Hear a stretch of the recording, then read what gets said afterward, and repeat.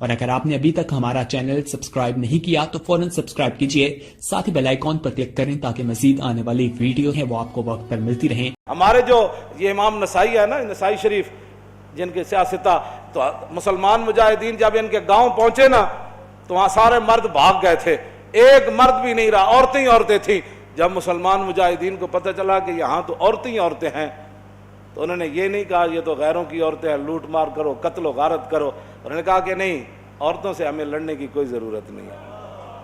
وہ اس گاؤں کو چھوڑ کر واپس آ گئے، کہا کہ یہاں تو عورتیں ہی عورتیں ہیں اور تم کیا کر رہے ہو؟ یہ ہے مسلمانوں کا کردار۔ اور جب حاتم طائی کی بیٹی ننگے سر حضور کے سامنے آئی تو پھر رسول اللہ نے ان سے قید ہو کر آئی اور فرمایا کیا چاہتی ہو؟ کہا جی میں نے آپ یہاں نہیں رہنا، مجھے میرے بھائی عدی بن حاتم شام دوڑ گیا ہے، آپ مجھے سواری دیں اور راستے کا خرچہ دیں، زیادہ راہ دیں تو مجھے آپ آزاد کر دیں۔ حضور نے فرمایا یہ بھائی ان کو سواری بھی دے دو، ان کو کپڑے بھی دے دو، ان کو زیادہ راہ بھی دے دو اور ان کو بحفاظت شام روانہ کر دو۔ جب وہ شام پہنچی نا، عدی بن حاتم، حاتم طائی کے بیٹا، ان کا بھائی نے کہا تھا میں نے حضور کا کلمہ نہیں پڑھنا، جو مرضی ہو جائے۔ جب وہ بہن بھائی کے پاس پہنچی تو پہنچنے کے بعد اس نے پوچھا تو کہاں سے آ رہی ہے؟ انہوں نے کہا میں تو رسول اللہ کے دربار سے آ رہی ہوں۔ انہوں نے کہا پھر کیا ہوا؟ انہوں نے کہا میں تو قید ہو گئی تھی۔ انہوں نے کہا پھر تجھے قتل نہیں؟ انہوں نے کہا قتل کی بات کرتا ہے تو قتل کی بات ہے۔ انہوں نے کہا تو نے کیسا ان کو پایا؟ انہوں نے کہا بھائی جان ایتھے سمجھ آنے والی گل نہیں۔ انہوں نے کہا میں تے نہیں مننا۔ انہوں نے کہا جلا ہویا ایک بار جا تے صحیح، تو ویکھ تے صحیح، تو آیا نہ درتے کیوں بد نصیبہ، ہزاراں رنگاں وچ رنگیں دے محمد۔ بہن دے کہن ہوتے عدی بن حاتم کہندے میں تو تیز سواری رکھی ہوئی سی، میں تو نس آیا، میں حضور دا کلمہ نہیں پڑھنا۔ بہن کہن لگی ایک باری جا تے صحیح، اے دسن والی گل کوئی نہیں، ایک باری تو جا کے چہرہ انور ویکھ تے صحیح، خلق عظیم ویکھ تے صحیح، انہاں دی اخلاق تے عادات ویکھ تے صحیح۔ جلیا وہ کہندے میں اتھوں نسدا آیا، نسدیاں پھر میں جدو آیا تو مینوں پتہ چلیا حضور مسجد نبوی شریف تشریف فرماون۔ کہندے میں جدو جا کے حاضر ہویا تو حضور اٹھ کھڑے ہوئے میرے واسطے۔ انہاں مولویاں پیراں خود اخلاق کی وجہ پیش کیتے، میں تو انہوں یہ سچی گل کر رہا ہوں۔ ارے نہ چونکہ خود نہیں اس راستے تے چلنا سی تے چونکہ ایسے تھے تو پھر چونکہ ایسے تھا تو پھر کیوں جی؟ اور جڑی عورت رو رہی سی کب اپنے عزیز دی قبر ہوتے، حضور قریب تو گزرے تو فرمایا اسبری، انہوں نہیں سی پتہ رسول اللہ فرما رہے ہیں، انہیں سر رکھے ہوا۔ غم چیز ہی ایسی ہوندی، اسے واسطے حضور نے فرمایا میرا امتی پناہ منگے، غم بندے نو تباہ کر کے رکھ دیندا۔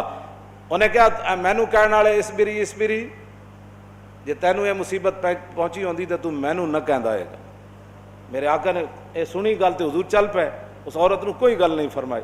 اس سے یہ بھی پتہ چلتا ہے کہ جب آدمی اگلا اس حالت میں ہو تو اس کو تبلیغ نہیں کرنی چاہیے، بس جو بات کر دی وہ کر دی، بات ختم ہو گئی۔ زبردستی کسی نو ڈھا کے منانا ہے، لبیک دا نعرہ جنوں سمجھ نہیں آیا ہن تسی انہوں ڈھا کے کی منانا ہے؟ اور مینوں یہ دسو تسی جیڑا اے نہیں کہندا حضور میں بھی لبیک کا اتنا ہی مانا ہے، حضور میں بھی حاضر، میرے بچے بھی حاضر، میرا مال بھی حاضر، میری عزت بھی حاضر اور میرے ماں باپ بھی آپ کے لیے حاضر، اس سے زیادہ لبیک کا کوئی معنی نہیں ہے۔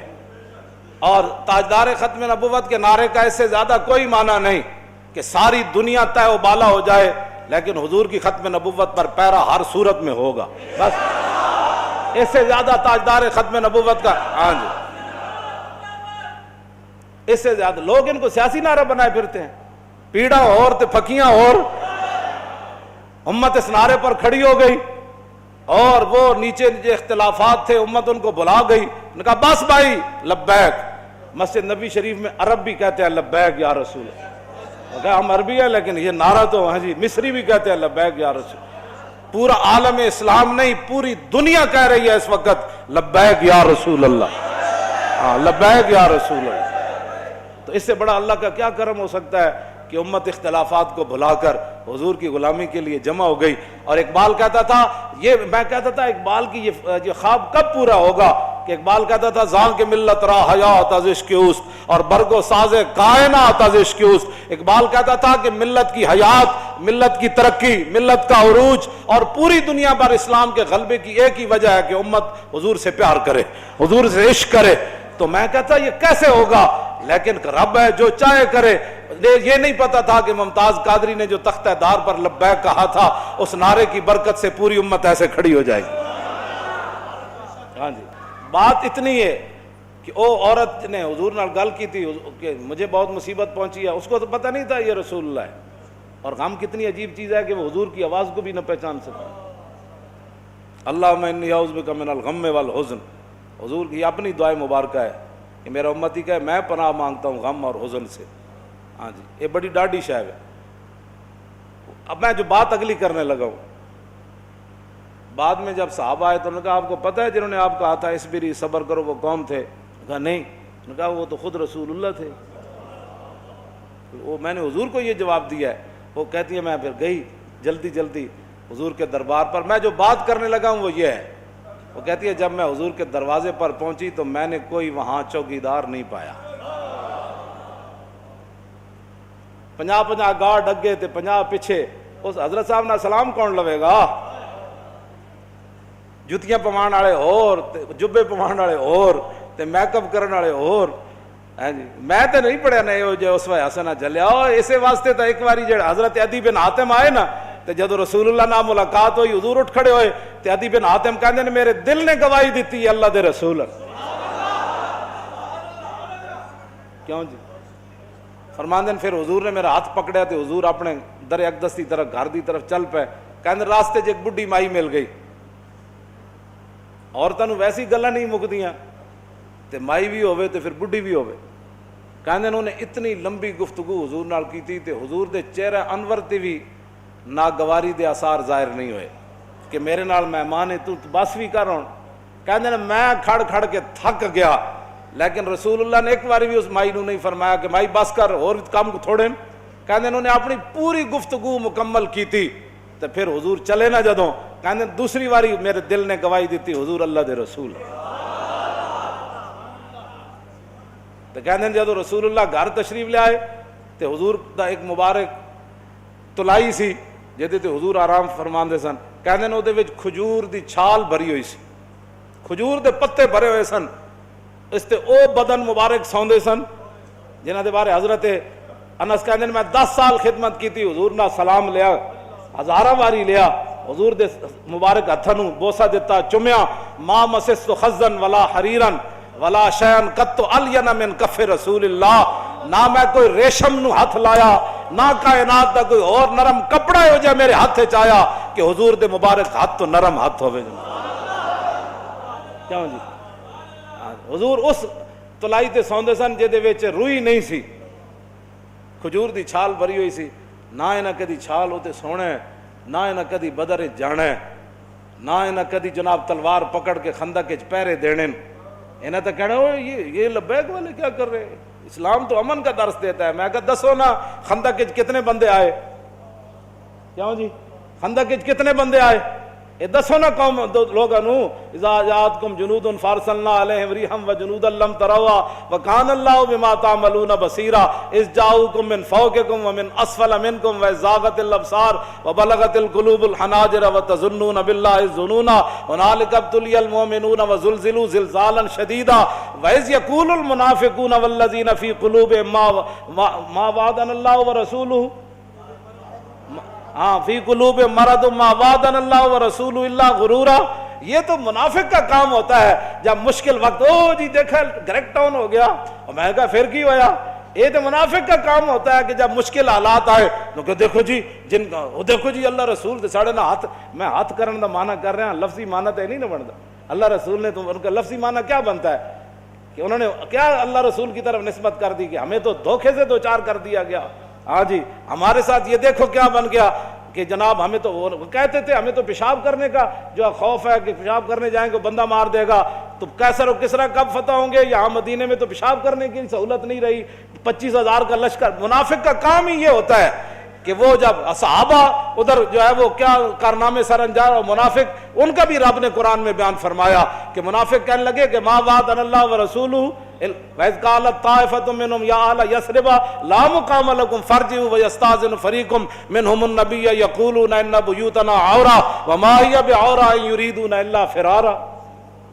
کیوں جی یہ منظر بیان نہیں کیوں نہ؟ چلو چلیے توبہ کرو، تھے حال ہی کوئی نہیں، 25,000 کا لشکر آ گیا، آج تے بچی کسی دی نہیں ہونی۔ کہنے لگے حضور گھر لگے پیچھے گھر میں بندہ کوئی نہیں کی بڑھے گا. اللہ نے فرمایا میرے حبیب گھر تے کاشانہ اقدس جدو آپ گھروں چل کے آ گئے تے آپ دا پیچھے گھر کوئی نہیں. صدیق اکبر دا گھر کوئی نہیں, فاروق اعظم دا گھر کوئی نہیں, عثمان غنی دا گھر کوئی نہیں, حیدر کرار دا گھر کوئی نہیں, انہاں دے گھر وکھرے آ گئے. میرے حبیب گھر لگے ہون دا مسئلہ نہیں, یریدون الا فرارا, اے تے چھا میدان چھڑ کے نسن لگے. سانو جی ہمارا لبیک سے تعلق نہیں ہے, مشکل ٹائم جو آ گیا, ہاں جی مشکل ٹائم, ہمارا لبیک سے تعلق نہیں, یہی تو بات ہے. لیکن قرآن, اقبال کہتا اگر درس قرآن ہم نے بلایا ہوتا, یہ زمانہ نہ زمانے نے دکھایا ہوتا. یہ منافقت کے کام ہوتے ہیں مشکل کے وقت. انہیں دسے ہی نہیں کہ رسول اللہ غزوہ خندق دے موقع تے خود تلوار پکڑ کے کیویں کھڑے ہو. جب 50,000 دا لشکر خندق دے کنارے آ گیا, عمر بن عبد بود گھوڑا چناب چھال مرائی تے ادھر آ گیا, تے 50,000 دا لشکر اتنے آ گیا تے سارے چاندے سن کے گھوڑے سمیت ادھر آ جان. اس وقت میرے آقا و مولا پھر خود تلوار پکڑ کے کھڑے ہو گئے, اور حضور کو اللہ نے دبدبا کتنا دیا, کانہ و فرد فی جلالتہ فی عسکر حین تلقاہ وفی حشمی لہو ہمم لا منتہا لکبائرہا وہمتہ الصغری جل من الدہر. یہ دوسرا حضرت حسان کا شعر ہے, پہلا امام بوصیری کا شعر ہے. فرمایا اللہ نے ہمارے آقا و مولا کو ہیبت اور جلال اتنا عطا فرمایا کہ حضور تنہا بھی کھڑے ہوتے تو محسوس ہوتا کہ حضور کی پشت پر لاکھوں کا لشکر کھڑا ہے. ہاں جی ہاں جی توجہ, حضور خود تلوار پکڑے. کیوں جی علیکم بسنتی ہے نہیں, یہ نہیں سنت کہ جب دین پر مشکل وقت آ جائے تو رسول اللہ خود تلوار پکڑ کر کھڑے ہو گئے. کیا یہ ان کے لیے سنت نہیں تھی کہ جب حضور کی ختم نبوت پر مشکل وقت آیا, حملہ ہو گیا اور حضور کی عزت پر حملہ ہو گیا, تو کیا قوم کے رہنماؤں کی, مذہبی رہنماؤں کی, پیروں کی, فقیروں کی, مولویوں کی یہ ذمہ داری نہیں تھی کہ خود میدان میں ایسے نکل آتے؟ یہ ہے نا علیکم بسنتی و سنت الخلفاء, کیوں جی الراشدین. اور سنت خلفاء کیا ہے؟ یہ تو حضور کا اپنا اس طریقہ مبارکہ ہے نا. سنت خلفاء کیا ہے کہ جب جنگ یمامہ میں مسلمہ آیا تو افضل الخلق بعد الرسل, آپ نے فرمایا بدری ہوئے یا غیر بدری ہوئے, بڑھا ہوئے یا جوان ہوئے, اکھاڑا صحابی ہوئے یا نابینا ہوئے, ہاتھ سلامت ہوون یا کٹے ہوون, سارے یمامہ پہنچو. خلفاء دی بھی یہی سنت ہے. جدو ختم نبوت دا مسئلہ آیا تو پھر سیدنا صدیق اکبر خود بھی تلوار پکڑ کے چل پے, لشکر تے روانہ کیتے نا, ہاں جی خود بھی چلن لگے. حضرت مولا کائنات علی مرتضیٰ نے روکیا, فرمایا ابو بکر جو آپ کو کچھ نقصان ہو گیا تو ہمارا کیا بنے گا. مزید ویڈیوز اور اپڈیٹس کے لیے یوٹیوب پر علامہ Khadim Hussain Rizvi official channel subscribe کریں اور بیل آئیکن پر بھی کلک کریں.